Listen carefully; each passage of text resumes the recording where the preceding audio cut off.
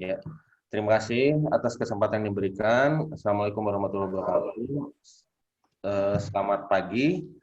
Saya lanjutkan dari materi yang kemarin. Kebetulan sekarang materinya tentang instalasi dan kustomisasi. Yang pagi ini kita coba ngebahas tentang instalasinya.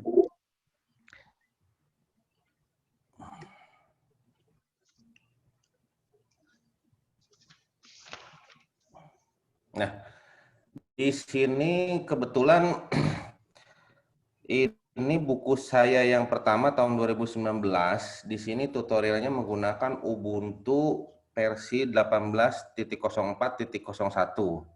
Jadi Ubuntu ini adalah salah satu Linux server yang bisa dipergunakan untuk server rumah sakit. Jadi nanti bebas pilihannya, silahkan mau pakai Ubuntu atau Linux yang lain seperti CentOS, atau mungkin mau pakai turunan BSD seperti FreeBSD, silahkan.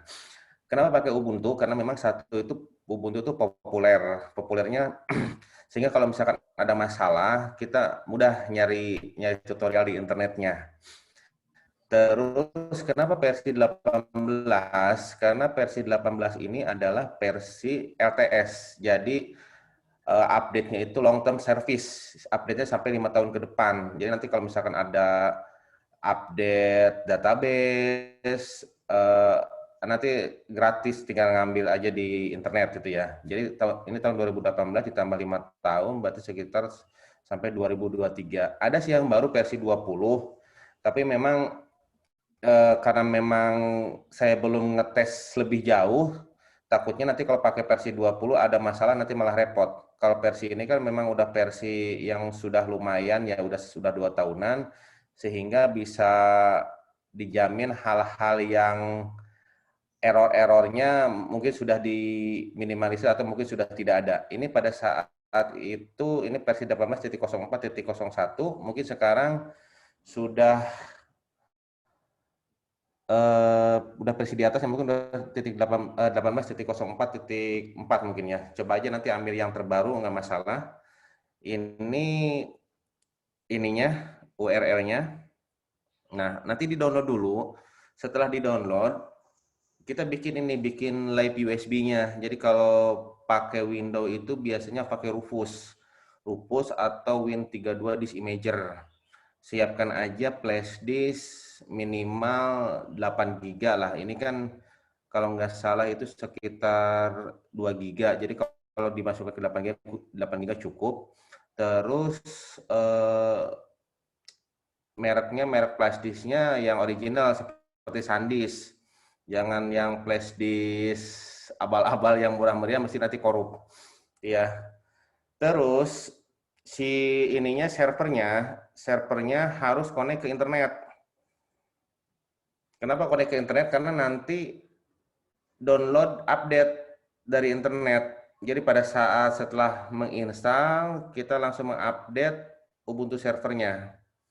Lalu IP-nya sebaiknya di-set di routernya langsung. Jadi nanti dibikin statik di routernya, bukan di Ubuntu-nya.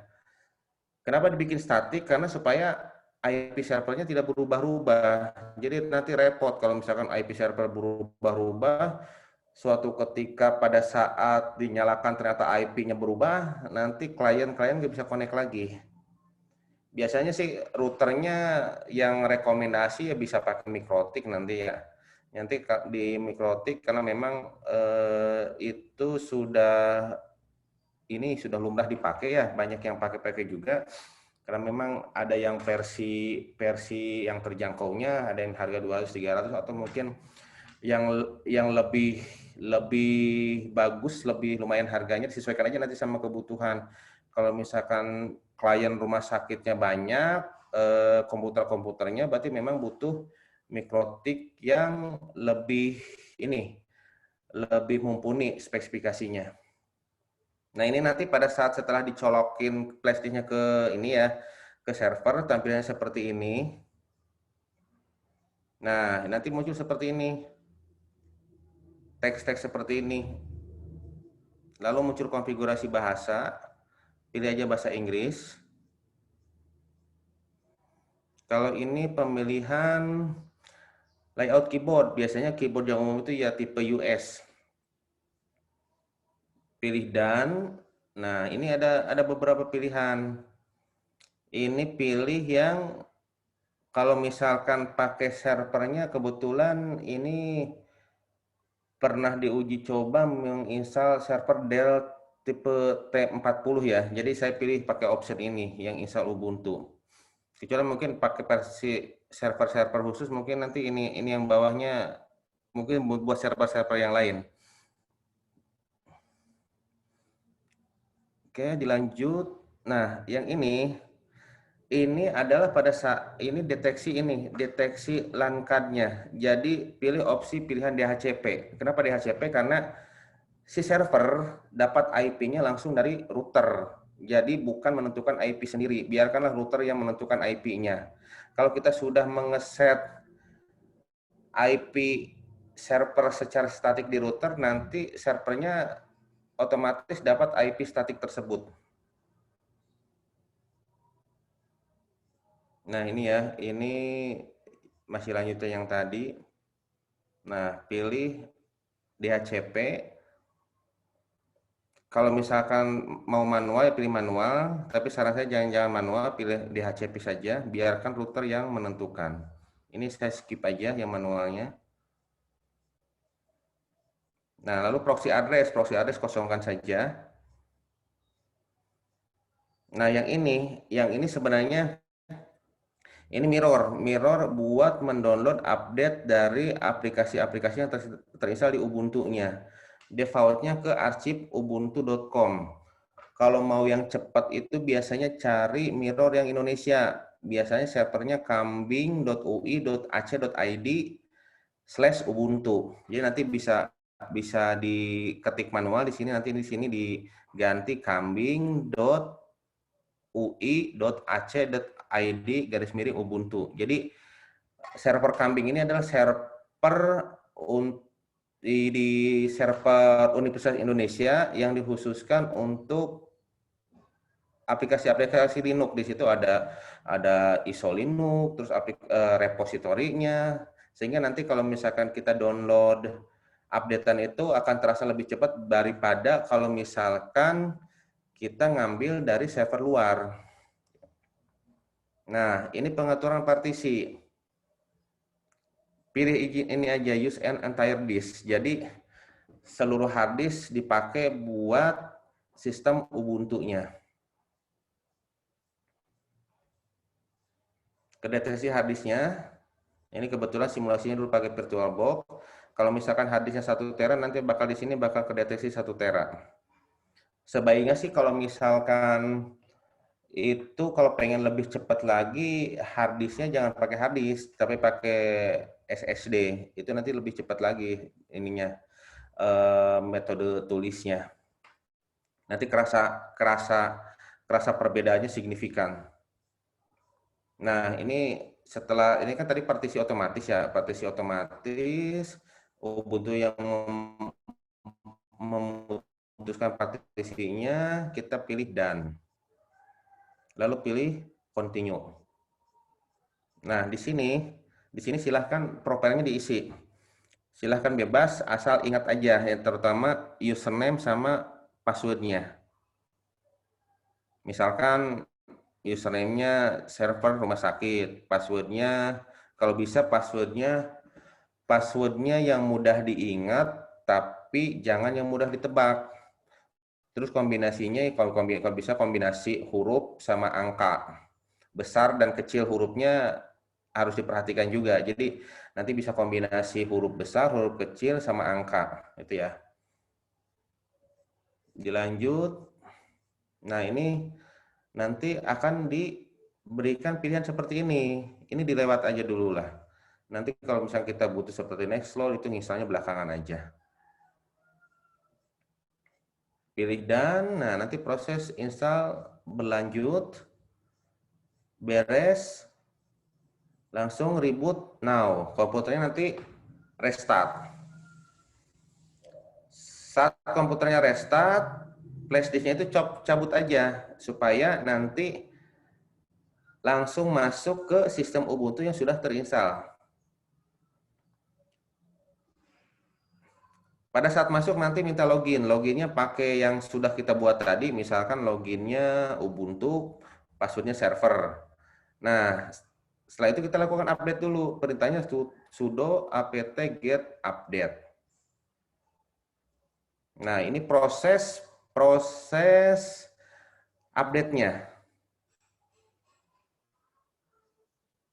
Ini kebalik ya. Ini yang ini proses yang sudo apt update itu mengecek apakah di server Ubuntu-nya ada update atau tidak. Ini. Nah, setelah ada, kita lakukan eksekusi upgrade. Nah, ini sudo apt upgrade. Nah, ini proses instalasinya. Oke, sip. Dari sini, proses instalasi di server,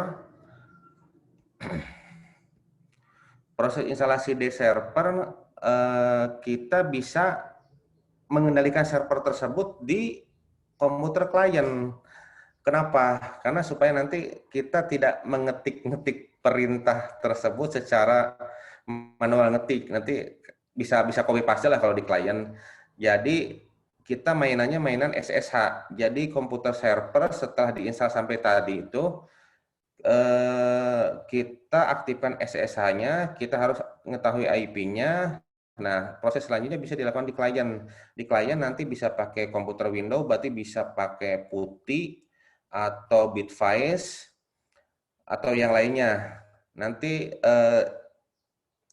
kita itu mengendalikan komputer server dari komputer klien. Nanti kalau misalkan ada masalah ke depannya, misalkan ada mau proses update server lah, proses apalah gitu ya. Jadi nggak usah ngasih komputer server pakai monitor lagi, cukup di komputer klien. Gitu ya. Dari suaranya yang punya sistem, volumenya. Kalau enggak berarti dari sana. Kedengeran nggak suaranya ya? Ya, kedengaran dok, jelas dok. Kedengeran ya. Oke, pertama kita cek dulu IP-nya. IP yang di server tadi. Pakai perintah sudo ifconfig. Nanti kelihatan IP-nya. Nah, di sini IP-nya ini nih. 192.168.2.117.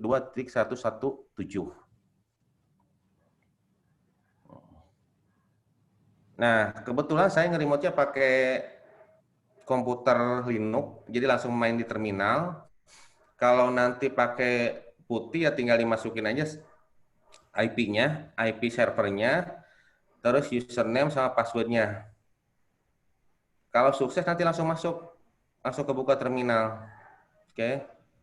Di sini sebenarnya nanti ada, kalau misalkan ini harus diaktifkan dulu SSH-nya ya, pakai perintah sudo systemctl sshd start. Ya. Oke. Nah, ini saya ngendalinya dari komputer klien sekarang. Kenapa seperti itu? Karena supaya perintah-perintah ini nih nggak capek-capek lagi buat ini, buat ngetik manual, tinggal di klik kanan, copy, dipaste ke sini gitu ya. Yang pertama adalah kita menginstal web server. Di sini saya pakai web servernya Apache, pakai perintahnya sudo apt get install apache 2. Nanti diminta masukin passwordnya. Tadi kan pada saat instalasi itu kan dimasukin username sama password ya. Nah, itu dimasukin password itunya, password usernya. Tunggu proses sampai selesai. Nah, ini proses instalasi Apache-nya beres.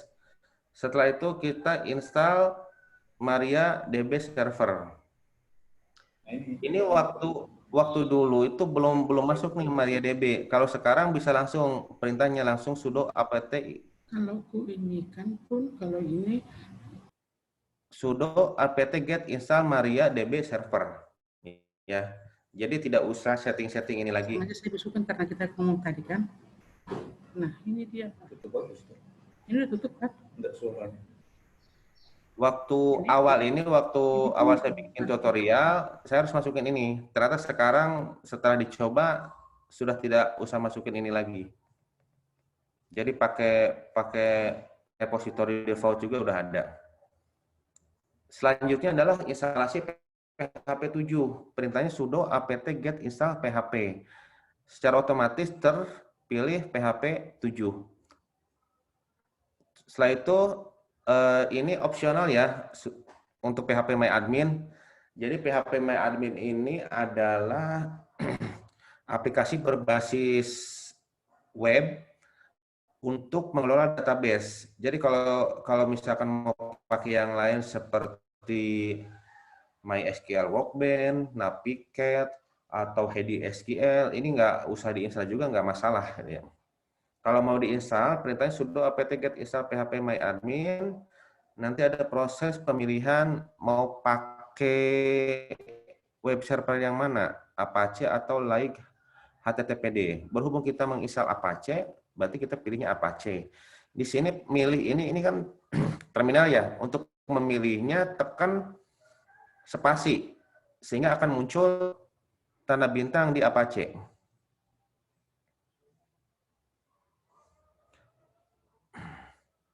Di sini ada pilihan configure database for PHP My Admin with DB config common, jawab yes. Lalu masukin password PHP My Admin-nya. Biar tidak ini ya, silahkan passwordnya dibuat sama aja lah ya. Atau kalau misalnya mau beda juga ya, tapi tetap harus ingat. Kalau saya sih biasanya dibuat sama aja, tapi memang kombinasi antara huruf besar, huruf kecil, sama angka. Masukin ulang passwordnya. Nah, setelah ini beres, dicoba di browser. Masukin IP-nya, garis miring PHP My Admin, terbuka atau tidak. Kalau misalkan terbuka berarti sukses. Kalau misalkan tidak, dilihat errornya kenapa. Biasanya muncul errornya. Itu instalasi PHP My Admin. Sekarang kita mengeset password database MariaDB. Karena memang pada saat kita lakukan tadi sudo apt get install MariaDB server, itu defaultnya tidak ada passwordnya. Jadi harus di setting passwordnya dengan perintah sudo mysql strip bawah secure strip bawah installation. Nanti ada perintah enter current password for root. Ini kan belum ngeset password. Kita jawab kosongin aja.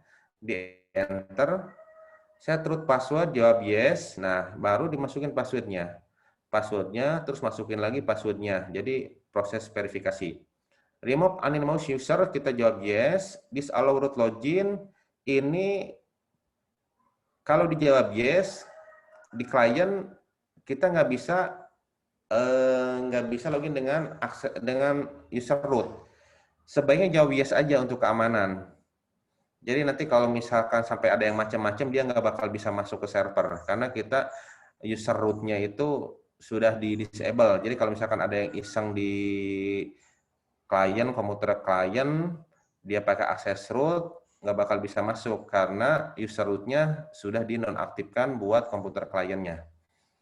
Remove test database, ini kita jawab yes, jadi database testnya kita hapus. Reload privileged table now, kita jawab yes. Oke, nah ini tampilan di terminalnya tadi. Untuk pengesetnya, untuk mengetesnya, kita ketik perintah ini sudo mysql strip u root strip p. Kenapa ini bisa pakai root? Karena kita sebenarnya ini kita masuk lewat SSH seolah-olah memang kita berada di server, jadi masih bisa gitu ya. Nah, nanti diminta password, masukin password yang sudah kita tes tadi. Kalau sukses nanti masuk seperti ini. Oke. Nanti setelah ini diketik perintah exit aja supaya keluar dari sini. Nah, proses selanjutnya adalah menonaktifkan bin address. Jadi settingan default dari MariaDB yang terinstall itu ternyata bin address-nya terset ke localhost atau ke 127.0.0.1.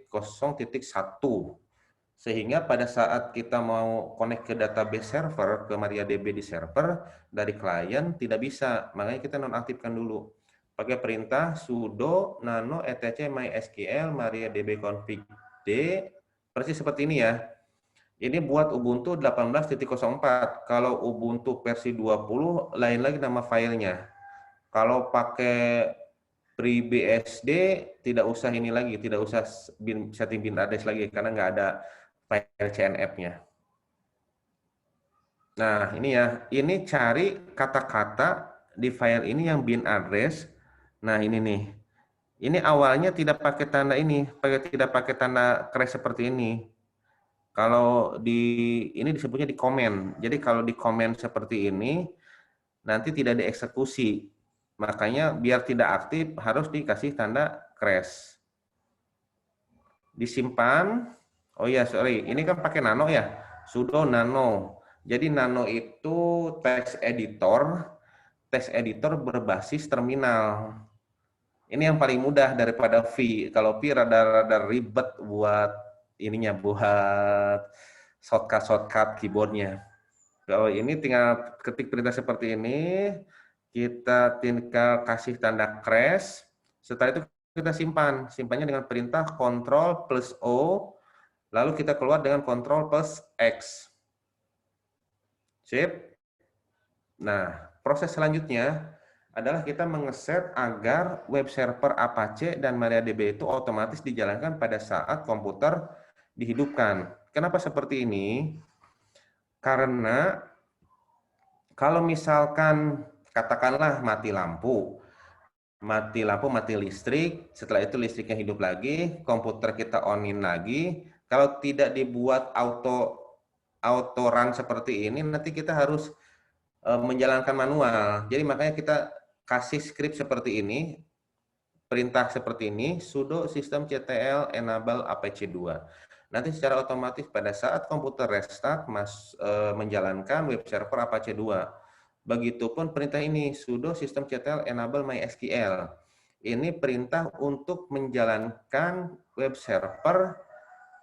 database server MariaDB. Ini sebenarnya kenapa MySQL? Karena MariaDB itu memang turunan dari MySQL, sehingga perintah-perintahnya masih sama seperti MySQL. Tapi memang yang terinstannya MariaDB, biarpun pakai perintah seperti ini, yang jalan tetap MariaDB. Karena tidak bisa menginstal dua-duanya dalam satu server. Pasti harus pilih salah satu. Nah, ada settingan lagi. Tadi kan kita mendisable user root di ini buat kliennya, buat komputer klien. Sehingga kita harus mengeset user yang lain. Silahkan bebas nama usernya apa, mau nama usernya klien atau nama usernya komputer user, bebas silahkan. Nanti IT-nya yang mengeset. Kalau bisa sih memang unik aja ya, yang kalau bisa jangan ketebak sama orang. Kita jaga-jaga jangan sampai ada orang usil gitu ya. Nah, ini perintahnya sudo mysql strip root strip p. Masukin passwordnya, lalu masukkan perintah use mysql.2. Nah, lalu ketik perintah ini.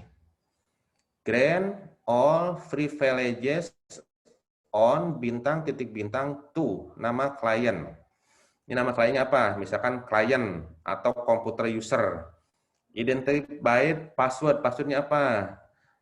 Silahkan passwordnya di set with grant option. Jadi yang ini nama klien, ini usernya apa?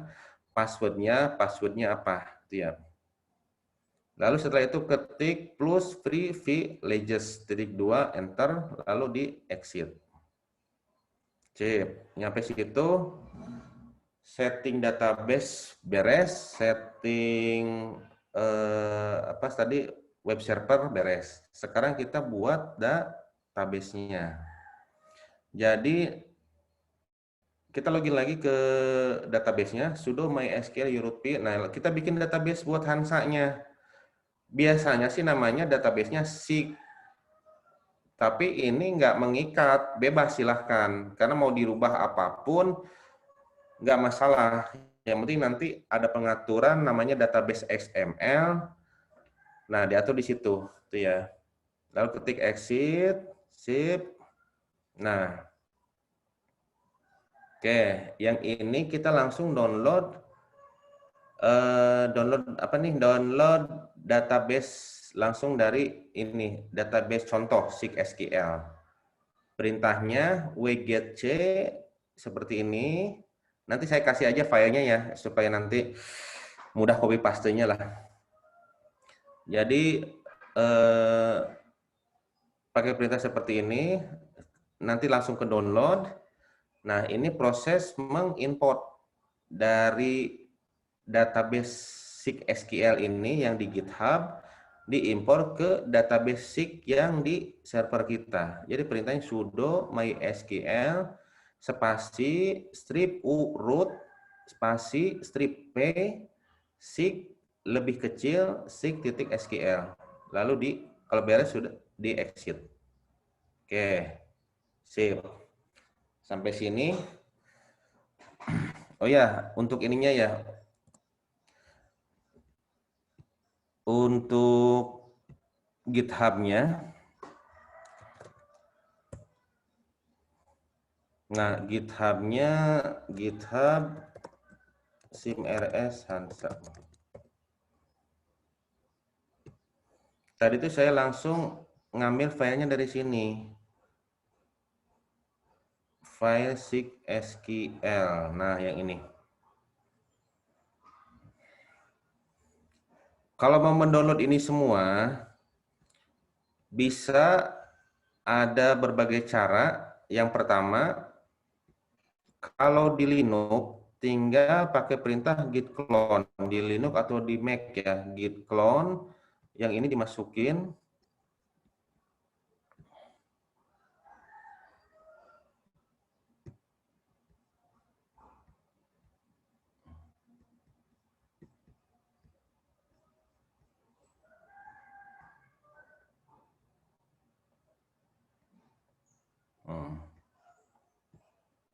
Nah, tinggal pakai perintah git clone. Nah, tinggal di enter. Berhubung saya sudah ada, jadi muncul seperti ini. Kalau di Windows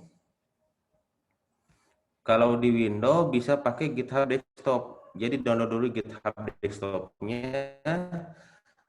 Nanti bikin ini dulu, bikin akun dulu di GitHub, lalu repository ini, source Hansa ini di fork dulu. Nah, pakai perintah fork ini. Nanti masuk ke akun GitHub kita. Setelah itu baru bisa disedot dengan GitHub Desktop.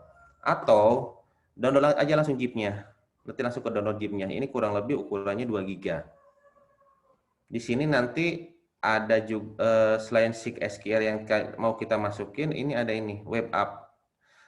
Web app ini harus dimasukin ke server. Oke. Itu kalau mau ngambil dari source. Kalau mau ngambil dari yang sudah jadi, ini hasil build-nya di sini, di Google Drive.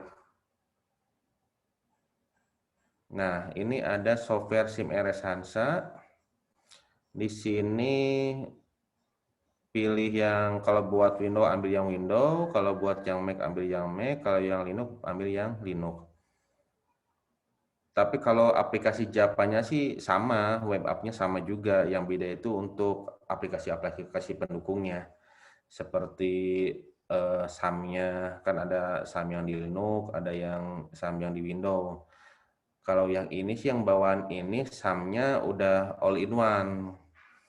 Tapi kalau saya sih lebih prefer yang masing-masing, karena kalau yang saya rasakan itu kalau misalkan ada masalah, tiba-tiba kok kenapa nih database-nya tidak mau jalan.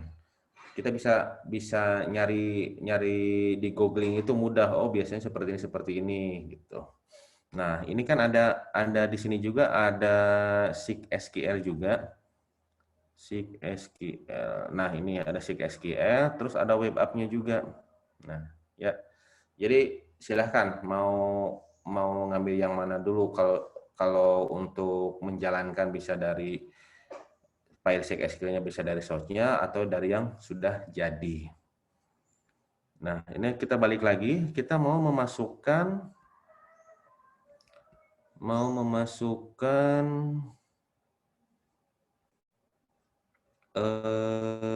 web app. Nah, jadi jadi kita mendownload source tadi, mendownload source sama atau yang sudah jadi itu kan di klien. Kita mau mentransfer yang web app ini, folder web tadi yang di klien itu yang hasil downloadan ke server. Ada beberapa cara. Kalau pakai terminal, perintahnya seperti ini, SCP, atau kalau yang lebih mudah lagi itu sebenarnya kalau dari klien itu bisa pakai FileZilla. Jadi FileZilla itu ada di Linux, ada di Windows, ada di Mac. Nanti, nah di FileZilla ini tampilannya seperti ini. FileZilla ini sebenarnya FTP server, tapi bisa juga untuk SSH server. Nah, ini pilih di file, terus nanti pilih site apa gitu ya, atau enggak pilih yang ini nih, pilih yang ini. Nanti muncul menu seperti ini. Nah, kita konfigurasi. Ya, misalkan dikasih namanya server. Nah, ini pilih SFTP. Jadi SFTP itu protokolnya protokol SSH. Hostnya diisi alamat IP servernya.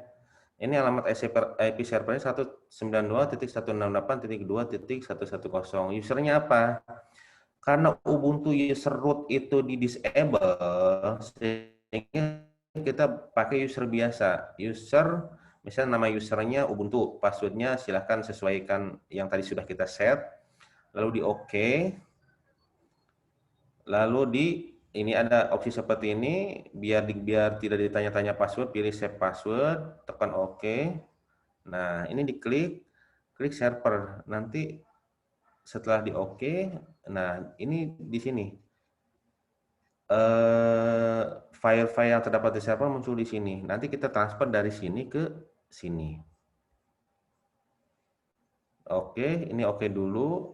Ini ininya ya fingerprint alamat ininya SSH-nya apa sih namanya disebutnya key SSH. Nah, sini. Oke, tadi berhubung saya download source-nya, jadi saya ngambil web app-nya dari source web app, masukin kebetulan ini bukan Ubuntu servernya, masukin ke home Ubuntu, jadi tidak langsung ke alamat ini. Nah, setelah itu beres, tunggu beres. Oke, setelah nunggu beres, kita pakai SSH lagi. Coba ya, saya pakai server saya.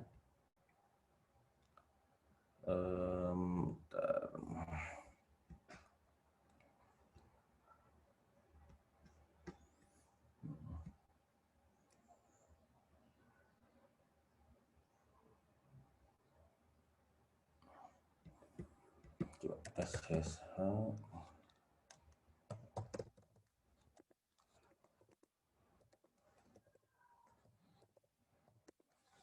Bisa masuk atau enggak? Sorry, ternyata ini bukan pakai koneksi jaringan. Jadi nanti ada perintah buat mengcopy dari home user ke ininya, ke par www.html. Jadi folder apa sih? Nah, ini nih. Folder di mana kita nyimpan file-file web app-nya. Nanti pakai perintah sudo ya. Perintahnya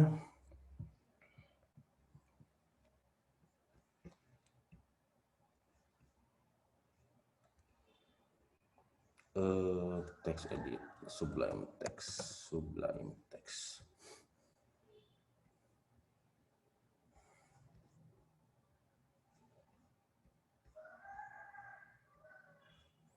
Perintahnya sudo, katakanlah ini di home ya, sudo cp itu perintah copy, buat mengcopy folder web app. Ini pakai strip R web app. Nah, mau di copy kemana? Ke garis miring par www.html. Nah, tinggal di enter. nanti tercopy ke directory ini. Nah, sudah itu, sudah tercopy, kita setting config PHP. Nah, ini perintahnya seperti ini, sudo nano par www html web app config conf/conf.php. Nah, ini hostname-nya localhost, karena memang kenapa localhost? Karena memang langsung dijalankan di localhost tersebut, gitu ya. Ini tidak dienkripsi. Kenapa tidak dienkripsi? Karena memang ditaruhnya di server.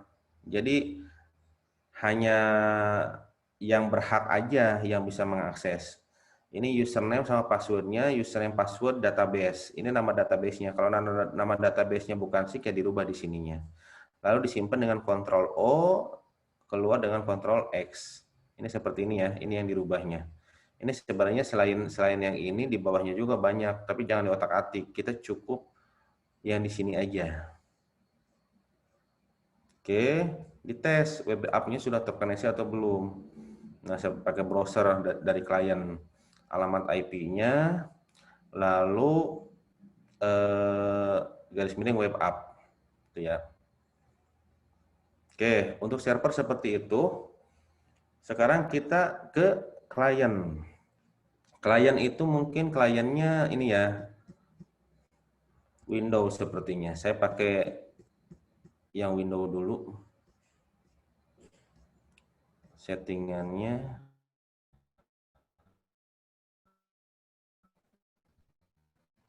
Oke, mana?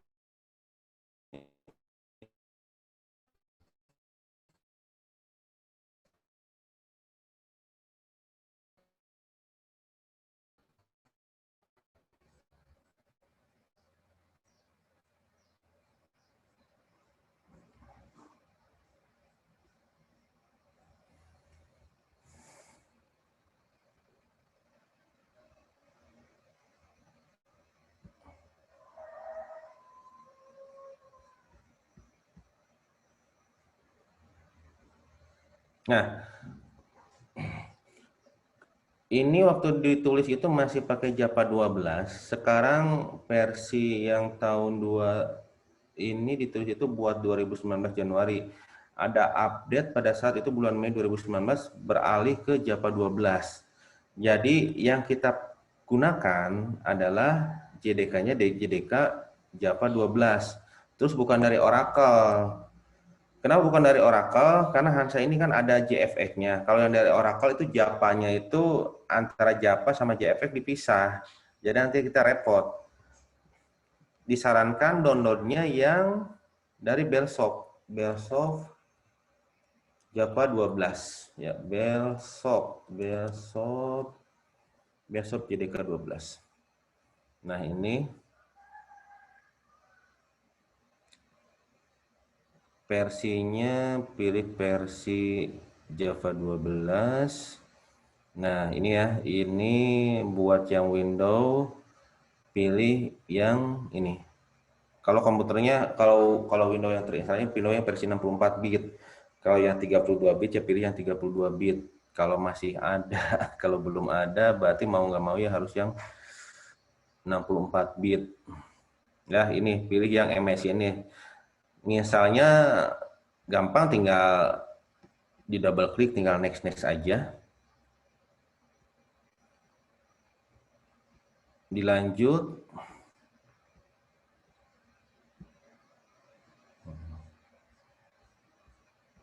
Nah, ini kan tinggal next aja. Oke. Setelah itu nanti setting database XML. Jadi kita tuh kan tadi mendownload dulu ya, mendownload dulu yang sudah jadi di Google Drive yang ini. Nah, berarti yang buat Windows-nya itu pilih yang Hansa HMS Windows. Cara ngedownload sebenarnya diklik, klik kanan, download. Nanti terdownload yang satu folder ini, bentuknya biasanya zip. Dimasukin ke komputer klien yang Windows, Silahkan ditaruh di mana saja. Nanti ada shortcut-nya. Shortcut-nya bisa diklik kanan, send to desktop. Shortcut-nya itu yang ini, yang aplikasi .bat. Nah, yang ini. Ini send to desktop aja biar nanti bisa dijalankan langsung di desktop. Nanti di sini ada namanya folder setting. Nah, ini folder setting. Ada folder database XML.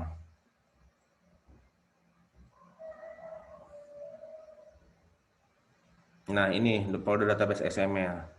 Di sini hostnya alamat IP server, tapi di-encrypt dulu, dienkripsi.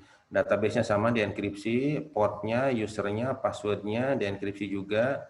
Nah, ini host hybrid web ini adalah alamat IP di mana kita menaruh web app. Berhubung kita sudah berhubung disatukan antara database sama web app, berarti host hybrid web ini samakan dengan yang host ini. Cara enkripsinya seperti apa? Di folder Hansa HMS window tadi. Nah, di sini ya, di Hansa HMS Mac sama aja sih sebenarnya. Kan Java itu bisa jalan di mana saja, jadi mau di Mac, mau di Windows, mau di Linux, asal ada Java Virtual Machine-nya pasti jalan, asal terinstall JDK-nya. Nah, ini cara enkripsinya. Nah, misalkan alamat IP servernya 192.168.0.1. Nah, ini di-copy ke database XML tadi yang di dalam folder Hansa HMS Windows di dalam folder setting. Begitu juga setting yang lain, misalkan setting nama database-nya SIK rumah sakit misalkan di generate. Nah, ini di copy-copykan dan seterusnya. Oke, dilanjut.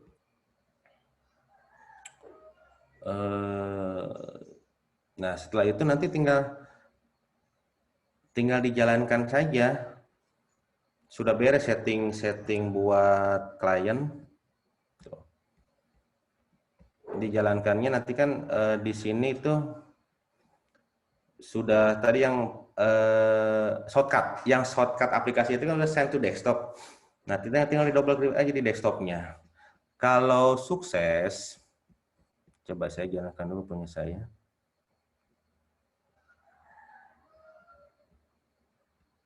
Coba ya.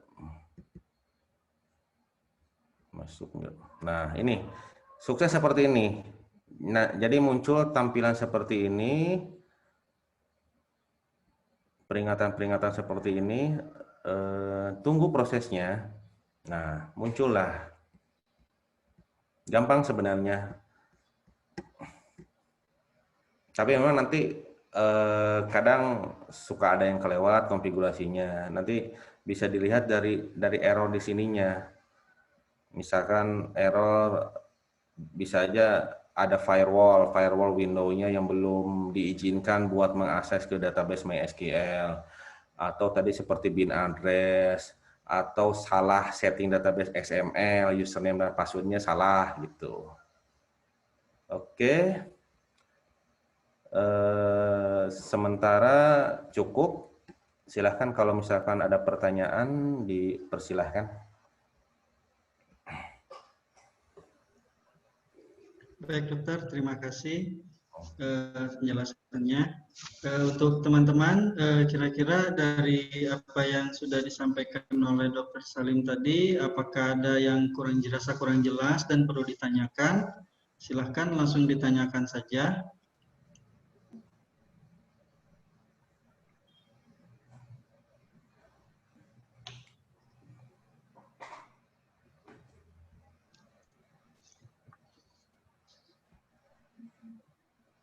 Ya, bagaimana teman-teman? Apakah ada yang mau ditanyakan?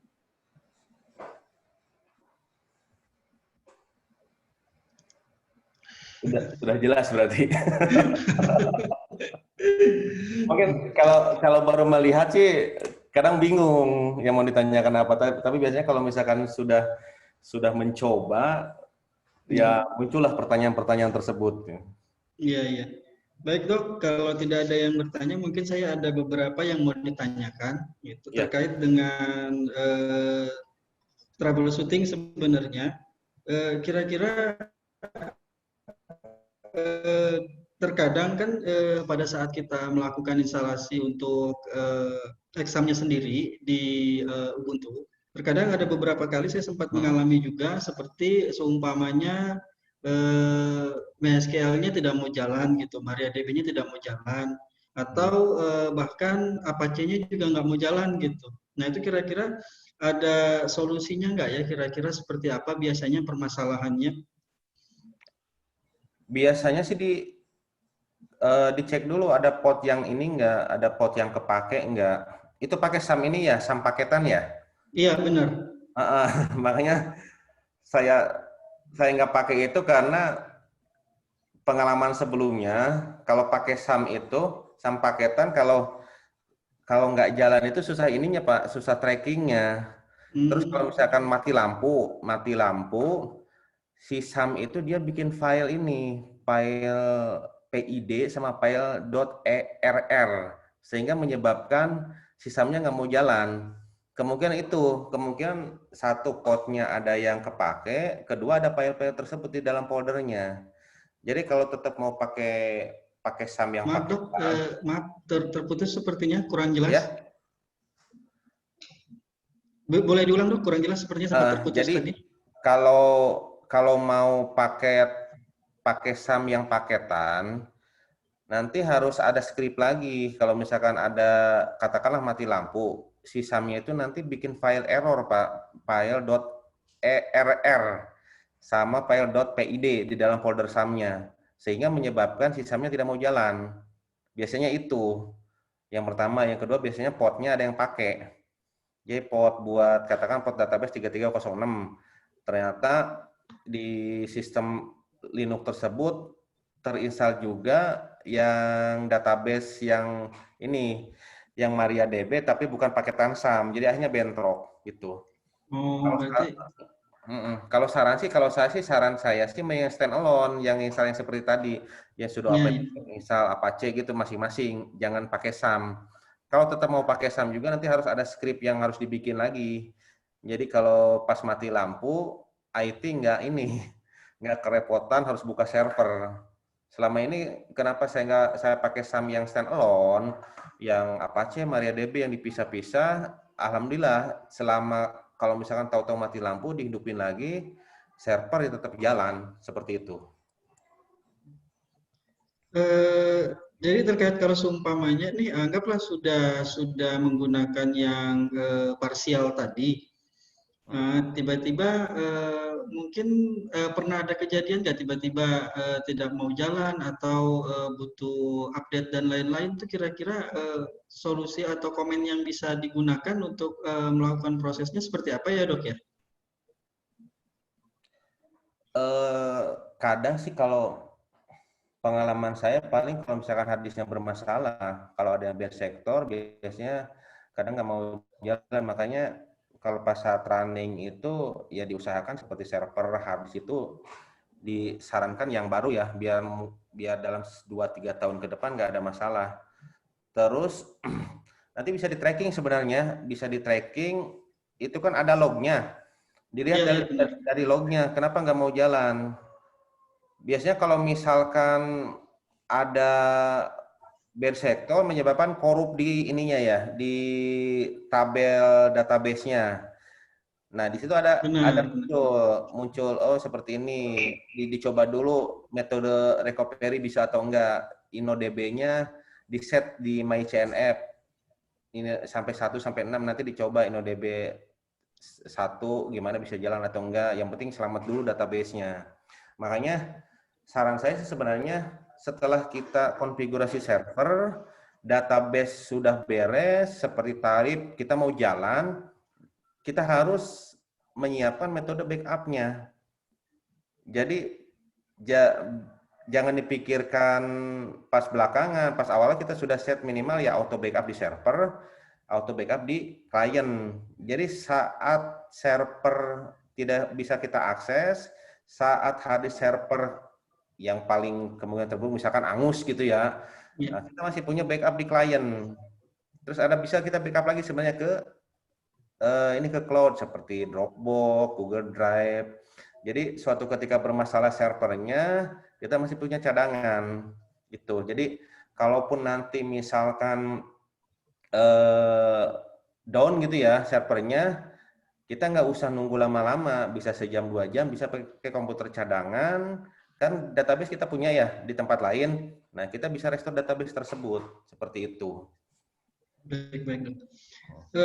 Satu lagi dok, maksudnya terkait untuk dengan MariaDB-nya sendiri. Jadi untuk MariaDB yang digunakan di Ubuntu, itu apakah juga sudah mendukung untuk proses replikasi database gitu dok?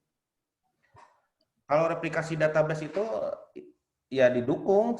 Syaratnya gini, replikasi database itu kan versi MariaDB-nya harus sama. Jadi kalau misalkan kita punya server terinstall Ubuntu versi 18 dengan MariaDB versi 10, disarankan server replikasinya juga harusnya sama, terinstall Ubuntu, terinstall MariaDB-nya juga. Itu aja syaratnya. Ya. Terus kira-kira ada tipsnya nggak dok, maksudnya karena kebetulan kami sendiri kan belum pernah tuh melakukan replikasi untuk 2 server gitu, maksudnya dengan menggunakan MariaDB ini, maksudnya kan ini baru akan kami lakukan gitu. Nah, kira-kira ada langkah-langkahnya nggak, apa saja sih yang harus kami lakukan kalau ingin membuat itu gitu maksudnya? Saya belum bikin ininya lagi sih, terakhir bikin tutorialnya beberapa tahun yang lalu. Nanti bisa di inilah, tutorialnya ada sih, nanti bisa dicoba. Baik. Yang penting nanti dipikirkan seperti ini. Jadi si replikasinya itu kan saya belum nyoba juga, nanti pakai mikrotik. Ya. Jadi 2 server itu kan nyala ya. Benar-benar. 2 server nyala, jadi suatu ketika server satu mati, otomatis teralihkan tuh ke Benar, server ya. yang satu lagi. Nah, itu biasanya ahli mikrotik. Nanti saya belum, terus terang saya belum mempelajari. Nanti biasanya gini, dalam benak saya itu pakai bukan pakai IP server ya, semacam domain lokal, misalkan rumah sakit dirgahayu.net gitu ya. Nanti di situ itu si PC klien itu hostnya itu bukan IP tapi domain tersebut. Jadi nanti di set di mikrotiknya domain tersebut server yang mana aja. Jadi pada saat server yang utama mati bisa langsung dialihkan domain tersebut ke server satu lagi sehingga nanti tidak terasa peralihannya di klien seperti itu.